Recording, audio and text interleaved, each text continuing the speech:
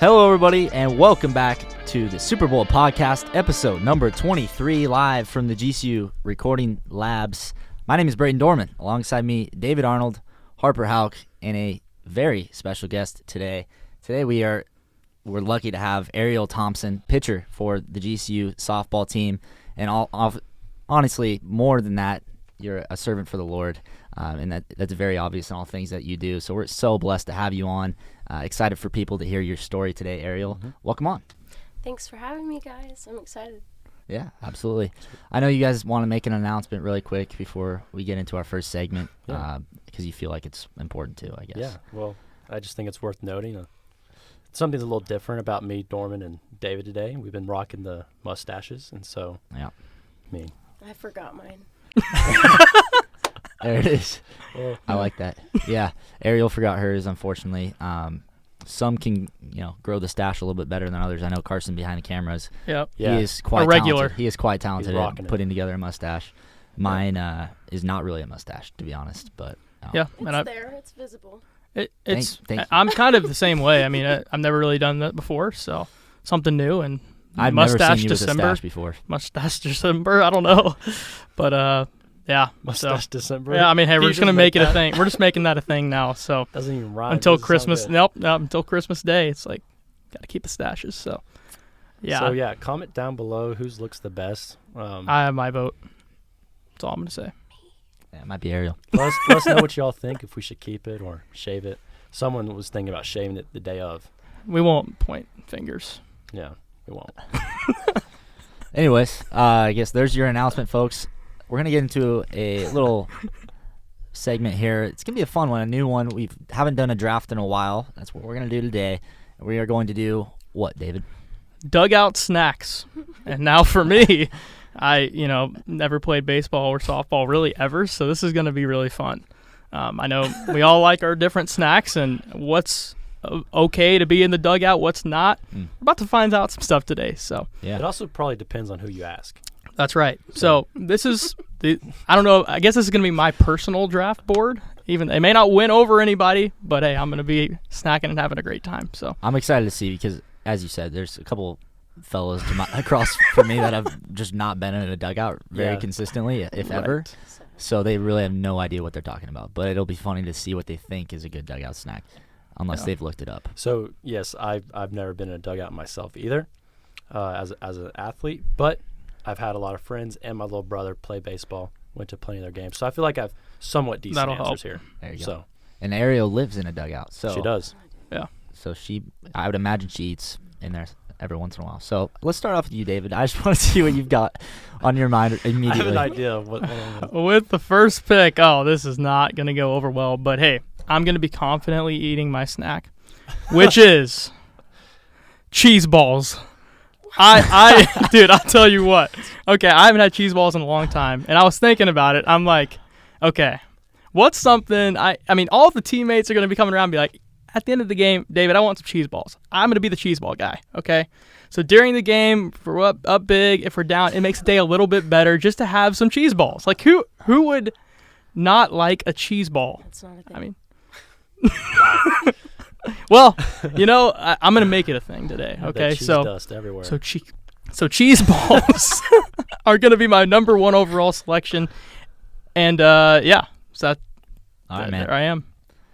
Yeah, I think you probably could have gotten that later on. No, this is my personal board. Number one snack is going to be cheese balls for me. All right. Harper, what you got?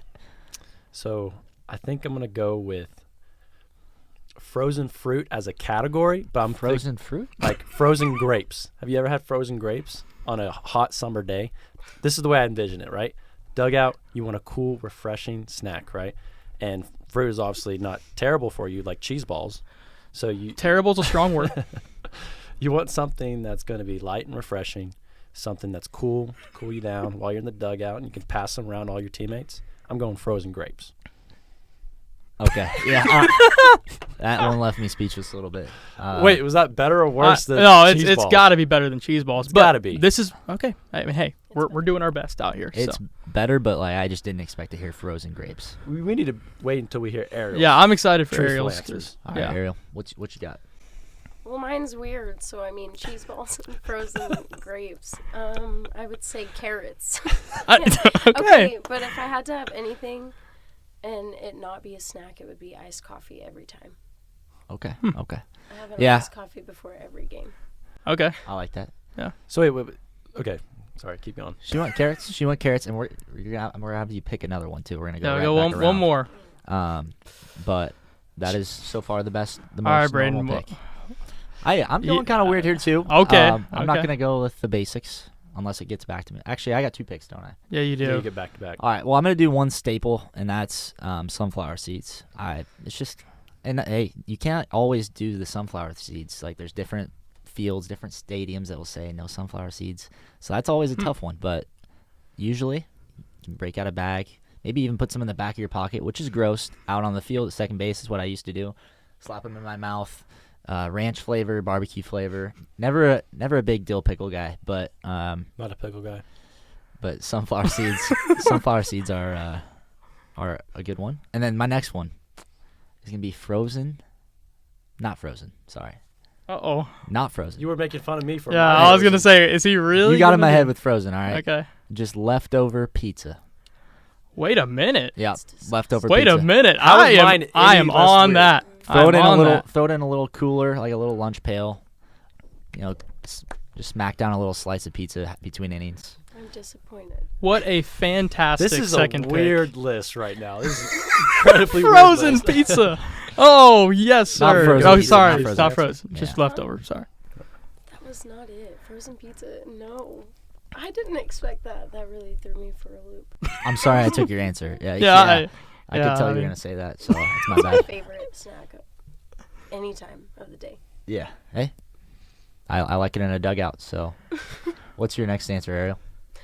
I don't know if I want to say the weird one. You got it. Yeah. Hey, Come we're on. It's good protein, okay? Hard-boiled eggs. Hard-boiled eggs. I like very it. well. I mean, yeah. I mean, you can't get much weirder than what's already happened. yeah, was that's about what I'm to say- saying. Like, nothing's going to surprise us at this point, and I still have one more to go. So, I'll just leave it there. Well, these two are making stuff up. You're talking about what you actually do, and I'm talking about stuff I did when I was like a kid to a teenager. So, your answers are actually probably the most normal. Yep. I would. But I imagine it's relative to who you ask, right? Somebody it appears in the so. world. Yes. There's going to be some staples. I understand that, but it probably depends on who you ask. And somebody in the world has got to be liking some cheese balls on the dugout. Somebody has got to be doing it, and if not, it'll start with me. So, Cool. unashamed. That cheese dust right over you. All right, all over bro, your hands. bro, it's not okay, too you know? far-fetched. It's okay. Okay. I'm Thank you. gonna hopefully bring this back a little bit normal here. Yep. I'm gonna go PB&J for the dugout. I feel like that's a staple. Everyone likes that. Yeah. Right. I'm not even talking about just baseball and softball players. I'm just talking about everyone loves PB&J. Mhm. I'm thinking about some Uncrustables. You toss them around the dugout. That's my second pick. So you put the frozen grapes in there, like make the jelly, or is it just a separate jelly? No, they're separate. All right. So Thanks you're for telling asking. me I cannot be in your dugout? Is that what you're saying? Yeah. What about What about people with peanut allergies? Sorry. Just jelly and bread. Ouch. Yeah. that sounds terrible. yeah. Who wants that? Yeah. I'll probably pass on that. But Him if he wants to live. Actually, Maybe you could he's do- not even. He could eat we, peanut. okay. We're pretty sure it's a conspiracy. Like he's I actually. mean, it was when I was 8, and I Self-diagnosed. ain't gonna test it, bro. Okay. One of these days. You do Yeah, well- jelly and cheese ball sandwiches. I mean, honestly, not your worst idea. I'm gonna I don't hate David, what's your last answer? it. Okay. My last one, I'm deciding between a couple. Was one normal one, probably one not so normal one. And since I've already done cheese balls, I might as well do the not so normal one, which it could be normal. Rice Krispie treats. Rice Krispie treats good. is mine. Just, I mean, I always at swim meets. I know it's not the dugout, but it's outside the pool. You know, a little pick me up. You know, get going, get dialed in. You know, coaches probably be like, "Why are you eating that?" But that it kind of worked with me, and I'm here to say it. I think a Power Rice Krispie treat would do wonders for me on the field. So All right. Well, there are your answers. I can't say I expected that to go in Any of them. whatever direction it went there, but vote down below in the comments who's got the best dugout snack combinations. And don't get all caught up in combining the two. I don't think that would be very good for any of us. But yeah, No. no. yeah. It was a I don't weird think list. so. Even the softball player had a weird list. You could eat carrots and eggs together. You could. Yeah. Do we want to? No, but No. anyways, yeah. Better than pizza and sunflowers. Seeds. Oh, I love it. Yeah. What probably is. about cheese balls and Rice Krispie treats? Oh, that's not gonna No cut it for me. either. All right. Well, yeah. Vote down below, and hopefully we'll get a clip out about this one. Get some good feedback. All right. Let's get into what you get to do on a day-to-day basis, and that's live out your life as a student athlete here on campus as a GCU softball player, going into year 3, right? Yeah. Here. Here. And hey, coming off of the best year in school history, getting to go to the NCAA tournament back-to-back years, you knock off the 1 seed UCLA in your bracket. Can you just explain, first off, before we get into what this year's looking like, just all the feelings that surrounded that run last year and just the team camaraderie coming together and pulling off that massive upset that took the whole world by storm? Definitely, like you said, like our team, you can't do it by yourself. I think after the first year, we had a lot of girls ready to get back and fight for that spot again in the regional tournament. And I remember they did a video. I'm so embarrassed by it, but they did a video and they asked me, and they were like, what's your thought process on going back to UCLA? And I was like, I want redemption. Like, I want to beat them. So I think our whole team was on the same page. And like I said, like, you can't win just one person. It takes all of us. And so, yeah. Hey, what a win it was, and unfortunately, we couldn't all be there to watch, but it was on national television. UCLA heavy favorites, and after beating you the year before, maybe a lot of people would have just written you guys off immediately. But I also kind of think you guys probably had this feeling like we know who they are, we know why they beat us a year ago. We're pretty much the same team. There's no reason we can't go in there and beat them. I guess what was the game plan going in there? Was it like, let's just play our hearts out? Was there a specific scenarios you guys were going through? For me personally, my first year, it was like the biggest platform I feel like I'd ever been on, and my face completely just melted off. So this year, I definitely learned from that, and I think the thought process as a team was, I believe we came back more talented this year than we were the year before, and I think that playing as a team, like I said, it took a whole staff of pitchers to take down UCLA, and took the whole team to join together with Shafe with the big hit. But without the big hit, we had to have girls on in order to even put 3 up. So, yeah. Yeah, it was a low-scoring game. The pitching staff totally came through. When we look back 2 years ago, I feel like you were the clear-cut ace. You pitched a lot. You put up big numbers. You got the recognition that you deserved. That last year, it seemed like there was more support. There was a full-on staff that could support each other if somebody wasn't feeling it on any given day. So how would you say that staff effect, I guess, helped you throughout the season? Yeah, I like I've told you guys, I have some arm issues. I have a slap tear and some TOS going on, so my arms numb a lot. But pitching as a staff, everyone picks one another up, and I think that was something different. We had an actual staff of girls that were willing to step up and grow and compete and have grit. So it's not just a one-person game out there throwing. So Yeah. Well, we talked to Becca last episode, and we were talking about how the pressure in golf was just through the roof. But I would imagine pitching in that type of setting or in any setting, there's a lot of pressure that comes with that. How do you manage that pressure and just allow yourself to be dialed in and just play the best you can? pray all the time. Love it. Literally, maybe even out loud sometimes. And I think they caught it on TV and they were like, what are you talking about out there? And I'm like, I'm talking to Jesus because I need him for this win. I need him to even be out here right now. So I think that was the difference between my first year. I just literally felt like I was alone, but then this year I was like, I'm not alone. I'm out there competing with my father. That's the only reason I'm able to be out there. And so that's what's cool. But are you praying consistently throughout the game? Are you praying before and after, or is it kind of game by game? I pray with my catcher before. That's for sure routine. And then by myself. And I have a really small, this is TMI. I have a small bladder. So every time I go to the bathroom, during the game, praying, and then on the field for sure. pretty clear that God is with you throughout that entire journey. From, I guess, moving from an individual to a team standpoint, it seems like he's not just with you, right? It seems like that has kind of been able to spread like a wildfire. A lot of Bible studies that you've been able to do with your teammates. How does that work out between, dynamically with your team? I mean, you've got 30 plus girls on the team. It's not always going to be something that everybody believes in. Yeah. How do you go after that, being a leader of the team that you are? I think it's something that I've grown in a lot over the past couple of years of being here in college is open arms with everyone, and everyone loves to feel invited to things. So when you show that aspect of God's characteristic, then it's more inviting and they're more amped to try it out. So yeah, we do Thursday night Bible study every week at like 7 or 8, pretty consistent. And we have Kate, my teammate, also one of my best friends. She helps lead that. And then we have one of our transfers from Santa Clara, Ashley Treewiller, and she helps lead that as well. And before she stepped in, we had, of course, Kiko, my catcher, bestie girl, but she was helping lead that for the past 2 years. But it's really cool.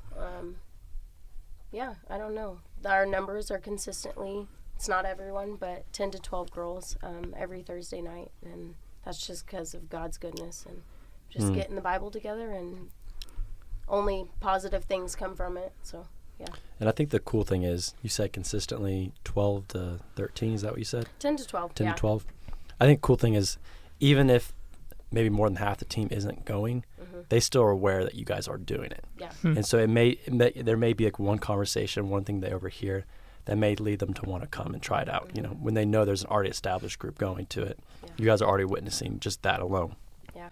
And do you think with that team dynamic of, 10 to 12 girls coming and doing Bible study, do you think that gives you an advantage and allows you to be more confident on the field? Yeah, for sure. I believe that, like, this year, we used to talk about how our first year here, like, Kenzie, Kate, and I, like, talked about how it was just so different because we'd never experienced somewhere where you could be so open with your faith. And I think that even more now, like, our coach just being vulnerable with the girls and not being hindered in sharing his faith is just something that I admire about him more than just being an awesome coach within softball. Like, ministry's the biggest picture, and he's never shy from sharing it.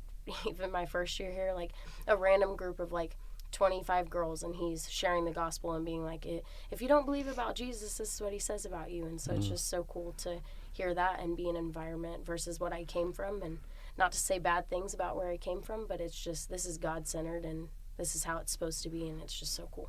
Do you think that was your biggest draw to GCU from the transfer?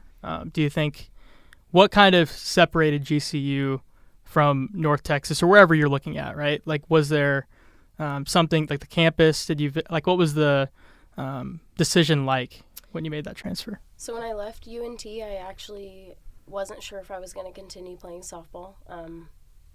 That's the biggest part of my testimony. I was placing my identity in a sport and not in the Lord. And even throughout the summer before I transferred out here, I was like, I'm not really sure if this is what I want to continue doing, which little me would have never imagined myself saying that.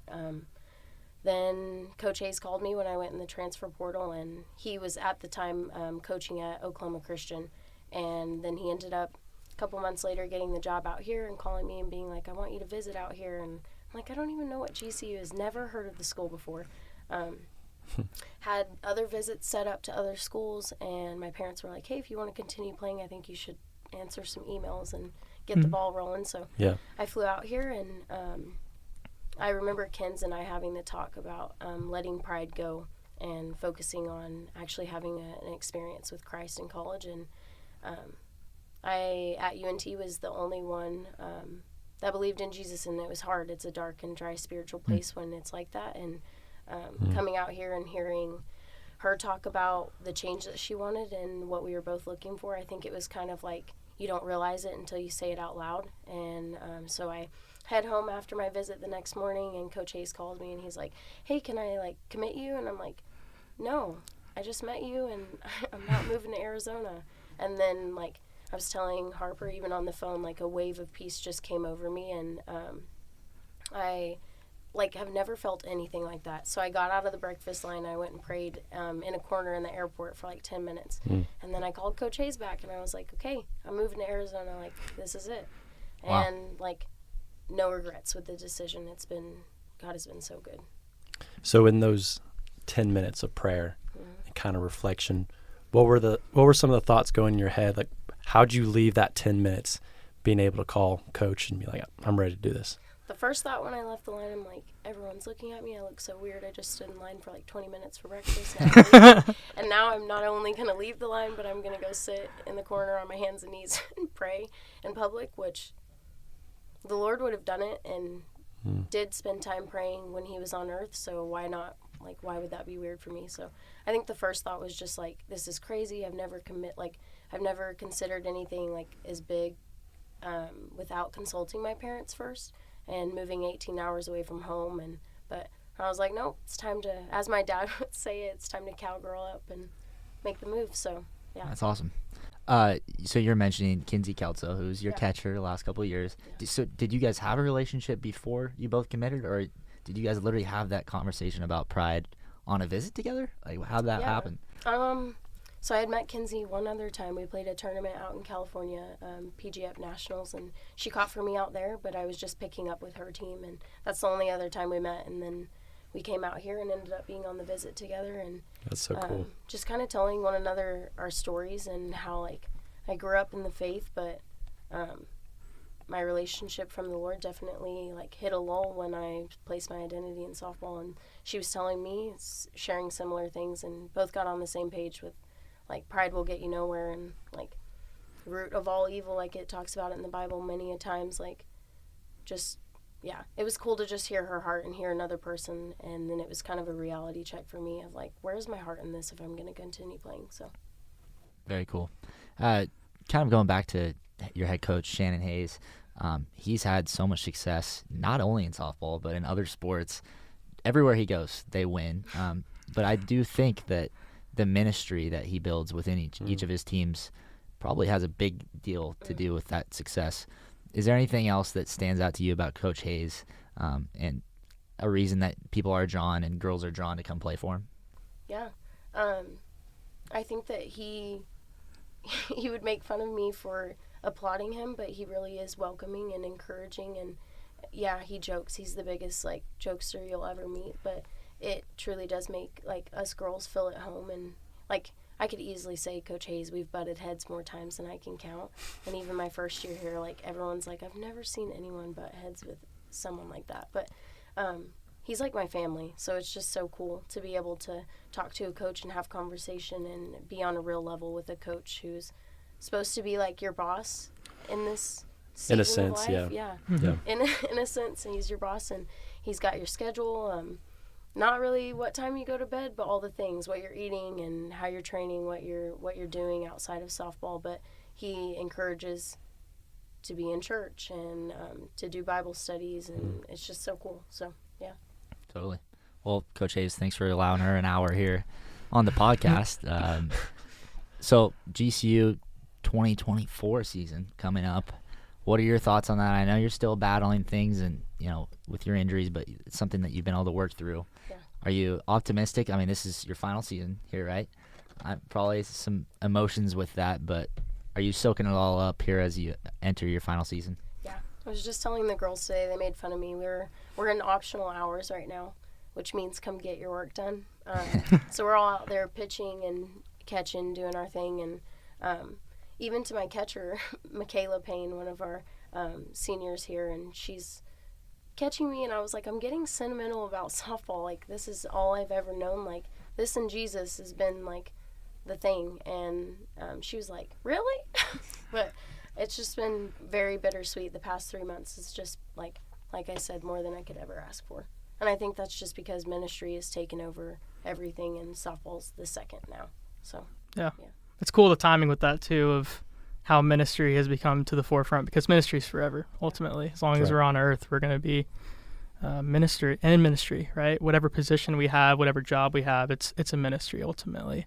So I think that's pretty cool timing there. But we're all seniors as well, so it's like, trying to savor every moment, soak it all in, because life will look different at some point soon. But to have that same faith and that same God who is with us, I think gives us so much confidence to keep moving forward.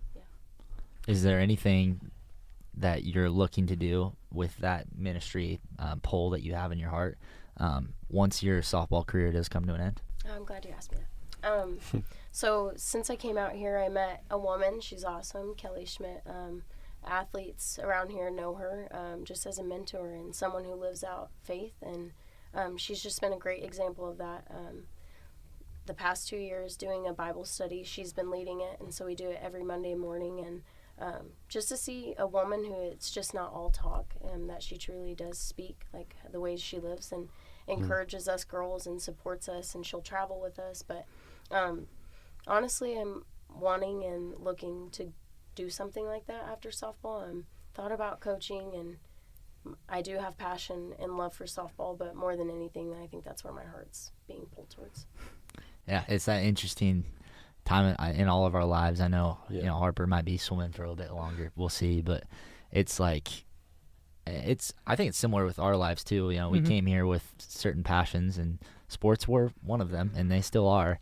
But I think it's slowly started to shift to like, all right, but how is ministry going to be involved? Like, it's got to be some way.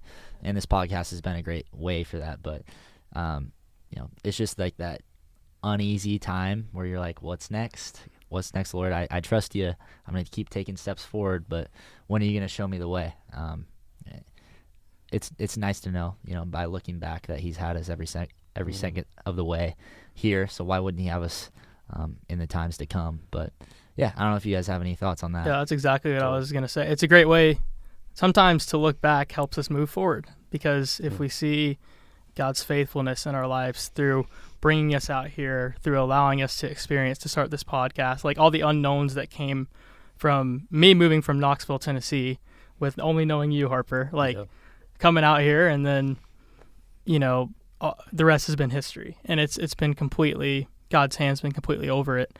And so I think knowing that, and knowing that we were able to do this podcast now, and like the unknowns of like, man, I don't know what it's going to be like, but God comes through time and time again. I think it just shows that no matter what we face in this life, it's like the same questions will arise of, okay, what's next? What's going to happen? You know, but we have the same result to look back on time and time again, because we're still here, we're still breathing, and we're still ultimately serving the Lord. So, yeah, totally. And to piggyback off everyone, really, it's so cool to look back, like you're saying, look back to move forward, and to see all the things he's placed in our life to mold us, to change us into who he wants us to be. Like for me, swimming, I've learned so many things through the years because of swimming. I've had so many opportunities and experiences because of swimming that I may have not had otherwise. I'm sure you can say the same about softball. Maybe different positions at work, maybe different courses. Like, it's so cool to look back at the things that he's done in our life and to see the change that he's made through those things, even though we may have not seen them coming at first, you know? And so I think it's just trusting that he will reveal when is necessary, when it's time to move, and what is necessary. Like, we just have to have faith in that, even when it's uncertain. Totally. And also, isn't it cool how things we're passionate about, you know, that used to be, we can say, idols, right? Yep. Like sports in general.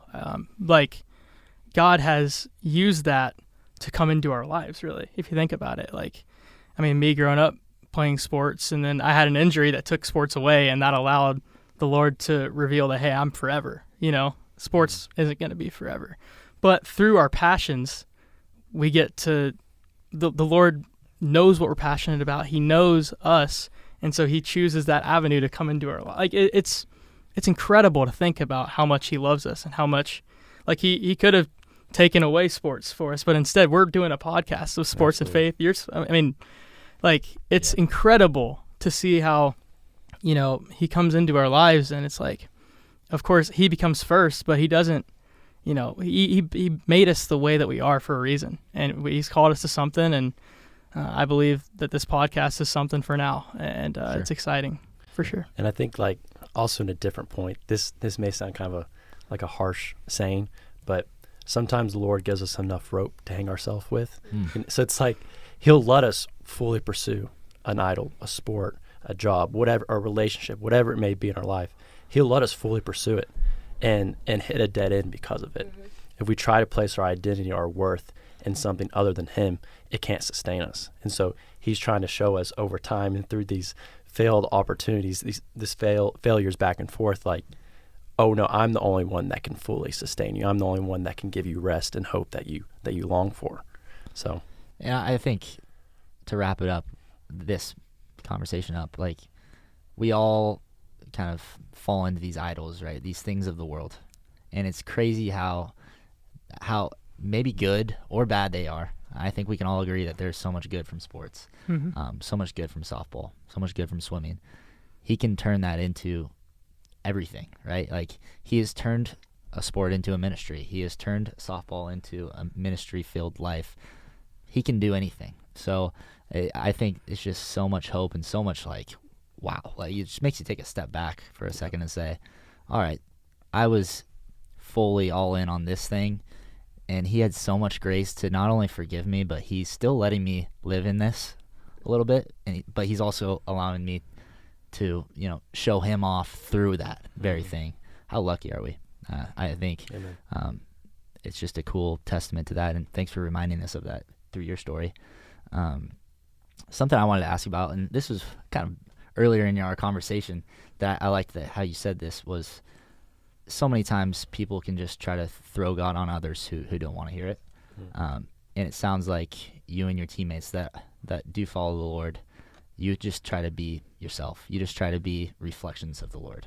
I think that's so important, and a conversation topic that we do tend to talk about a lot, just showing the characteristics of the Lord and letting God do the rest. How do you think you and your teammates do that on a day-to-day basis?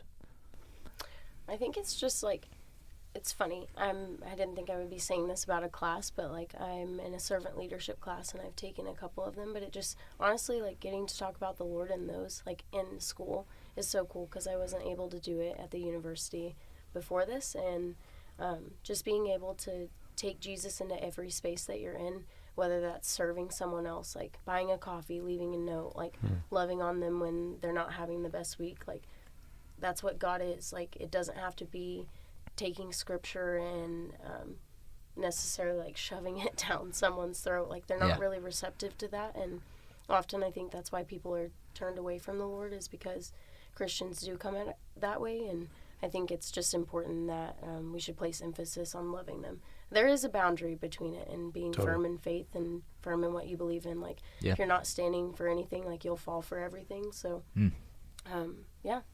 just be loving, have open arms, encouraging.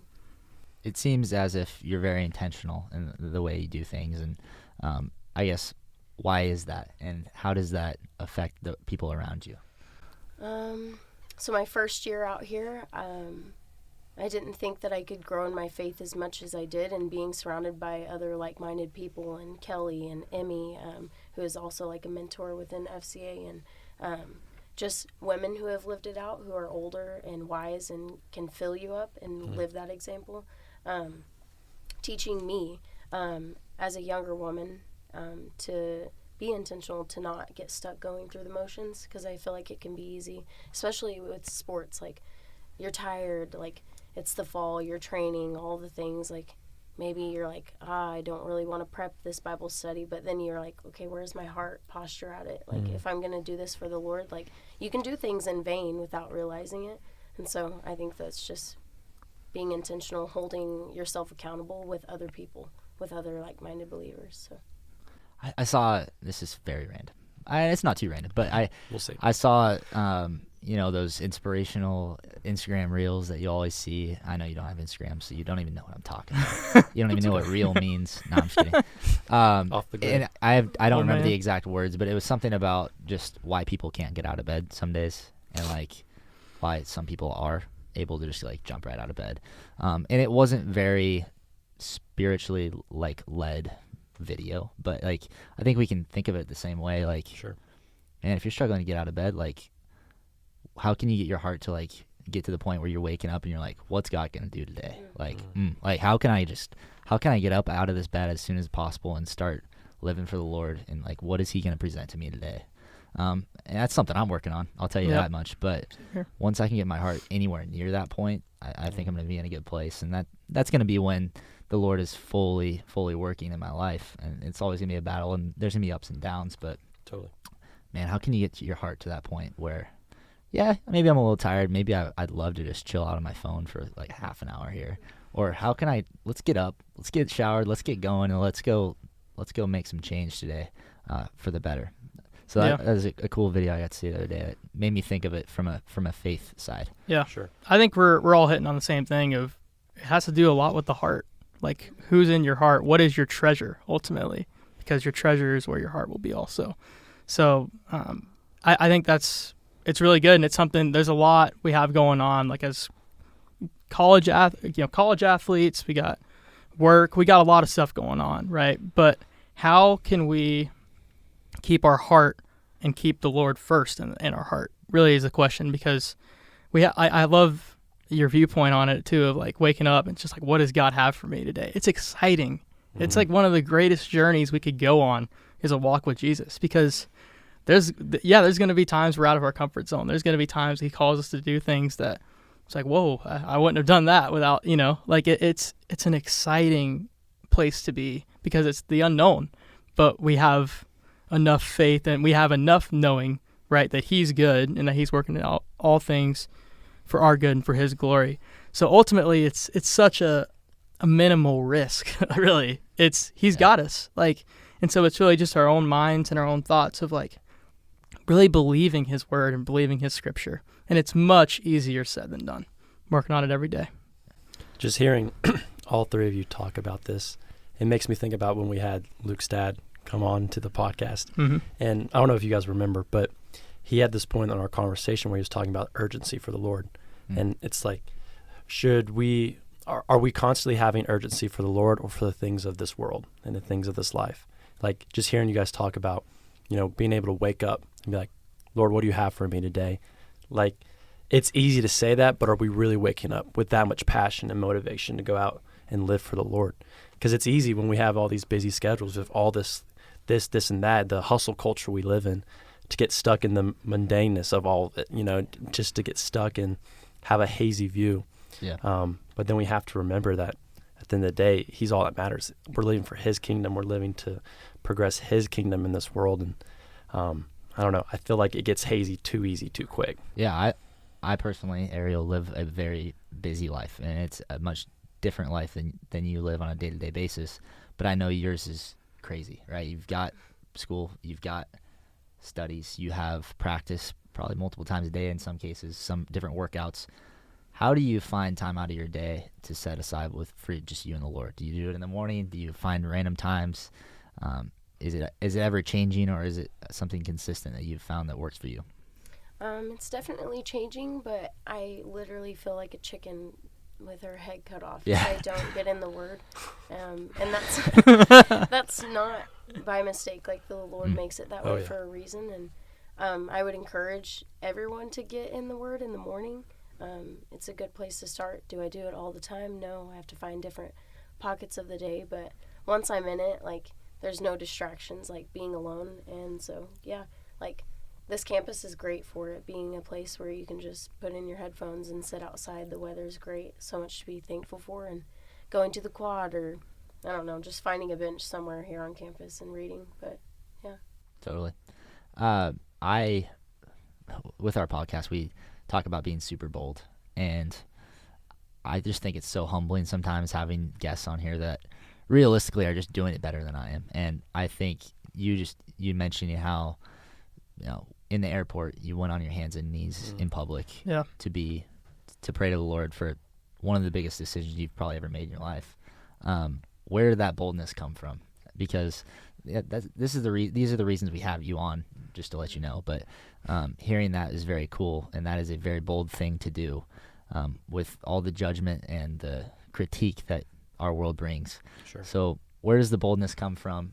We know where the boldness comes from, so maybe I should re-ask that. But where do you find that boldness? So my parents they both know the Lord, and it's definitely been a different walk for both of them individually, but both encouraging in the faith. But my dad, like I said earlier, he's just like, Cal, grow up, do it. And so I think that in the airport, like, the reminder just came to me from him from when I was a young girl of, like, why have fear, like, when you're doing the things for the Lord? Because when you're talking or doing, like, the example of me getting on my knees, that could have been the only time someone sees Jesus, and you could be the only walking Bible that someone sees. So if I'm going to have fear of that as someone here on earth, like, I'm putting eternity for them at risk. And so I try to think and remind myself of that daily. It's not easy, like you said, like walking it out every day. But, yeah, I guess just I have nothing to lose and they have everything to gain. So that's the biggest reminder. Absolutely. And it makes me think of one of my favorite quotes. It's, the greatest things in life are on the opposite side of fear. And we can relate that to this. Yeah. Like, yes, we may have fear to speak out on the gospel in public, to pray on our knees in public, to do whatever it may be to a stranger, go up to a random stranger. But we don't know the impact we can have on them. Like you're saying, you have nothing to lose, they have everything to gain. Yeah. They could be finding salvation through that conversation. And you could just be, saying a few things. You can just pull out John 3, talk about being born again, have a simple conversation like that, 5-10 minutes, and that could change their life forever. That could change their eternity. Yep. Could be exactly what somebody needs to hear. And it's fun because when the Lord impresses stuff on our hearts, it's like he's doing it for a reason. He knows, he sees the bigger picture. Yeah. And it's like, even when we don't see it and it may be like, man, I'm so nervous. Every time, I think truly we step out, I think God steps out with us. Like he's not just like, oh, I'm just going to watch him, Like, no, he's there. He gives us the words, his spirit lives inside of us. And so we can have confidence and boldness in that, like that we don't have to, we aren't coming up with the words. If it was us, then man, it probably wouldn't go that far, but God knows exactly what the person would need to hear, what people need to hear. And so if we're living in his spirit and just continuing to let him do the work really through us, then I believe he's going to make a big impact in somebody's life.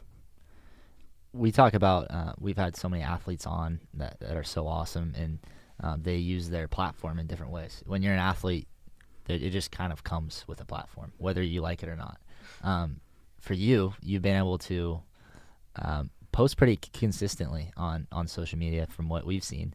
And I guess what are the different ways, or what's the thought process behind using your platform to spread God's word? Because it is a very consistent thing that people can see on your platforms. I think that it's easy with social media. I think that's why a lot of people nowadays are like, I don't want it, because it's become so self-based, and you can get caught in that a lot, and it's easy. And I can say younger me, the one that had a smaller faith and maturity in the Lord, definitely probably used it for the wrong reasons. But now I'm like, this is a tool that I could use to share the gospel, and why not? Like, if people are on there and don't believe in Jesus and they're seeing it every day, they can either unfollow me or they can read it. So I felt weird about it about a year ago, and I was like, maybe I should not keep posting these. Maybe people are getting annoyed, and I'm like, okay, so if they unfollow me, who cares? Like, maybe it's a seed planted that I won't get to see watered or come to fruition, but that's okay. I'm doing my part for the kingdom, and it doesn't look perfectly, but just dissecting things, like, if it's easier for someone to understand the way that I'm dissecting it rather than them opening up the Bible and reading it, or they don't have time, maybe they read it on the way to work. I don't know. It's just, I don't know. I think that's my encouragement in it. I'm like, what's the harm in reading my stuff and doing what I'm doing daily, and then taking a picture and putting it up on social media? It takes like 5 extra seconds. Yeah. But and I definitely have a real burden for social media, like, because it's such a double-edged sword, right? You're going to have stuff that's going to be crazy out there, and you can go get it if you want it, right? But like we talk about, like, what if that posting one thing on social media, and God does the work, allows the people who need to see it that do, right? Like, what if that's the impact for somebody that makes a difference, who maybe wouldn't be going to church on Sunday, or who wouldn't be in the Word every day? Like, what if they see something, from somebody like who's genuinely just sharing the gospel on social media? And the numbers, the statistics, these statistics on social media have to be, I mean, ridiculous how many people are on there. Oh, So, yeah. like, what a platform that is, right? Yeah. So, Only growing too. yep. And that's why I think it's a big reason why we're putting these podcasts out, because we're hoping that the Lord will do as he pleases and that people will see and respond to the challenges and the messages we give. And we've kind of talked about the other side of that, right? Where, like, we've talked about end times, right, in our little studies and, like, Revelation and how the devil's going to present himself at some point. And, like, how is that possible? How is everybody to know? Well, social media is pretty good at spreading the word, right? So, like, we might be getting that point. So while we're here, like, how can we be very intentional? Again, you're clearly very intentional with everything you do. And I just want to give you props for what you do on social media, because it's, again, very easy to fall into, you know, the clicks and the likes and the followers. That's something that everybody deals with. And I think also, too, you're taking advantage of it right now during this time where we may only have the freedom to do this for so much longer. Mm-hmm. You know, we're talking about the end times. There may be a point where they censor all of that out, you know, and so I think it's cool that you're taking advantage of it and being bold, even on social media, where people may not be looking for it, but they find it. Like you said, they may be able to digest it in 5 minutes as compared to opening up their own Bible and reading it for 20 minutes. So, All right, well, as we're wrapping up here, I know you've got this little gimmick here. I want you to show the camera what this is. Please I know explain. You already kind of explained it to some people. Right now, if you're watching this, just take a second to look at this, and I just want you to guess in your head what you think this is. And now, Ariel, you can tell them. This is not made by my dad. I think you can get this at the store, but you, like, tighten it, and you have different pitches in softball. So this is like, you would hold it. My brothers used to get so mad because they just hear the squeak in my room. They're like, what is that? But you just turn it, and you work on your rise ball and your curve ball, and yeah, those two pitches is what it's used for mainly. Sweet. Just at that bit. Do you ever have any, like, wrist issues or, like, forearm issues when it comes to pitch? I've never pitched in softball, believe it or not. So I know in baseball you can get some like elbow issues. Tommy John, we've heard of that. Yeah. Is that something that can happen in softball? I had a friend that pitched that had trouble with her forearm, but me personally, all the shoulder. Okay. All the issues with the shoulder, but God's good, so. Absolutely, yeah. Get through it. now, before the podcast, you mentioned that you were going to hit Dorman with that. So I'm just trying to make sure that you keep your promise. I was, but Why now me? I feel bad. I didn't hear Well, this. the I'm last She excited. one. she did walk in and, like, pretend to whack me with it, and I was kind of So like, wait, okay. she didn't hit you then? That was the icebreaker, though. Well, we can do it now. Just when the cameras are off. Why me, man? For showing Got up. singled out. Okay. What's your favorite verse in the Bible? Ariel? Okay, so this is not, there's too many to pick, but I think my scripture for the summer, I told myself to pick a verse and read it every day. Romans 15:13. Now may the God of hope fill you with all joy and peace as you believe, so that you may overflow with hope by the power of the Holy Spirit. So I think just renewing your mind with that daily, like, the Lord is our joy, and, like, happiness and joy are two different things, and happiness, I feel like, is such a worldly term. So when you're talking about joy, like, it can only come from one thing, one person, and that's the perfect one, our Savior. So, yeah. Amen. Joy is a person. I think people forget that. That is Like you so just true. said, joy that is a lives person. inside of us. That's So, right. Come on. Yeah. That's right. What is one thing that you're working through with the Lord right now? I feel like we know, like, it's an everyday battle. You figure one thing out, you're, like, feeling good, and then there's something else that maybe that you're not doing as well, or that's kind of burdening you, or maybe it's just something like, yep, it's pretty obvious. God is talking to me about this right now, and this is something we're working through. I think just continual growing, like, in the waiting.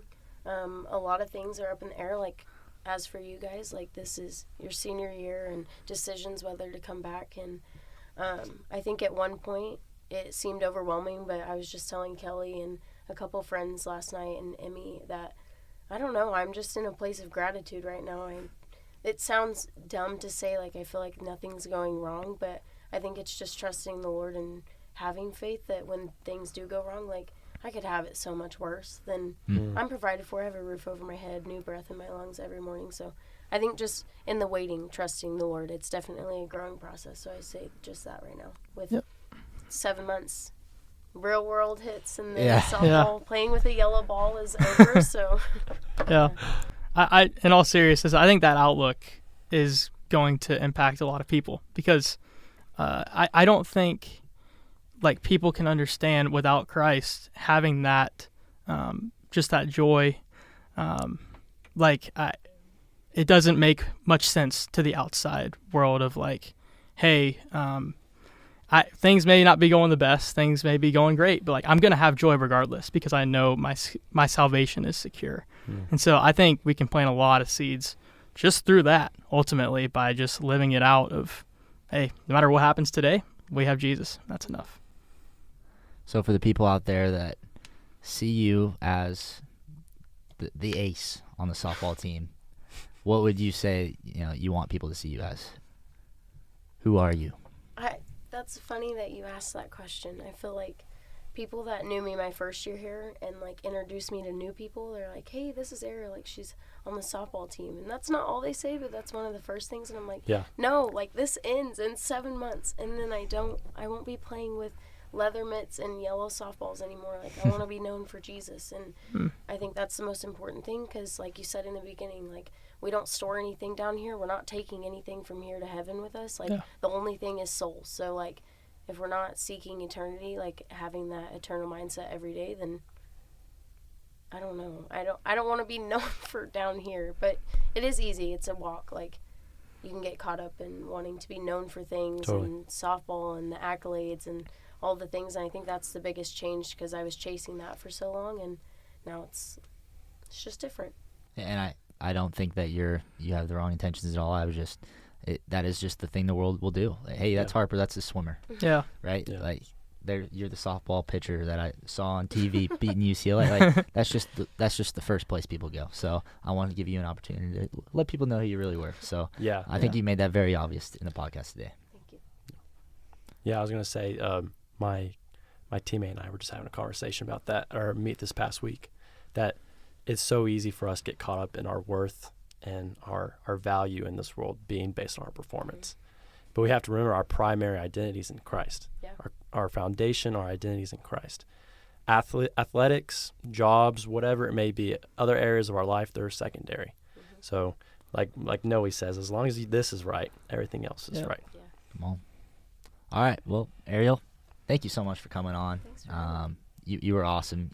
You have me thinking about different things, and just these kind of conversations we're so lucky to have with people like you. Hopefully, whatever nerves you may have had at the beginning, you realize, why did I have those nerves, right? No, we're just talking about Jesus, so it's cool. And I applaud all of you guys for that. It's cool to see like men chasing the Lord. I feel like that's also rare, so it's encouragement to have you guys like on a campus sharing the gospel, inviting people in. So thank you. We're lucky. Anything else, guys? I may need to try the carrots and boiled eggs combo. We're gonna have to try all this stuff. Trying cold pizza or cheese balls. Oh, cheese balls in there. So does that mean I'm your favorite? I was the favorite combo out of the three. I'd say that the most. Oh, hey, is for sure the frozen grapes. We have a girl that loves that, and then the sunflower seeds. Even though it's not allowed, we still have people that do it. Wait, it's not allowed? Well, you could always use like a cup. We have See, that's turf-filled, interesting. Oh, It's news. Well, all right. Well, we're gonna deliver you all of this food throughout the season at some point. Then you're gonna have to try all of them on a silver platter. You see somebody in the stands with cheese balls, you'll know. Crispy treats. Rice Krispies. Bring a sign that says just cheese balls. I should do that. Actually, that'd be hilarious. If you know, you know. So Yeah. If you know, you know. Okay, well, be ready to eat hard-boiled eggs and carrots then. Deal. Yeah. Yeah. Hey, I'll do. We'll tell you after how much this dude likes to eat. Wow. It's not nothing that the camera needs to see. I wouldn't say the on, quantity is weird. It's the quality of food that he eats. It's also it has a lot to be desired the for. lack of quality. The lack of quality and quantity. The lack of quality. It has a lot to be desired. We'll leave it at that. It doesn't make much sense, but we're gonna wrap things up right now. Thank you so much for watching. Thanks for sticking with us. We'll catch you next time. We love y'all.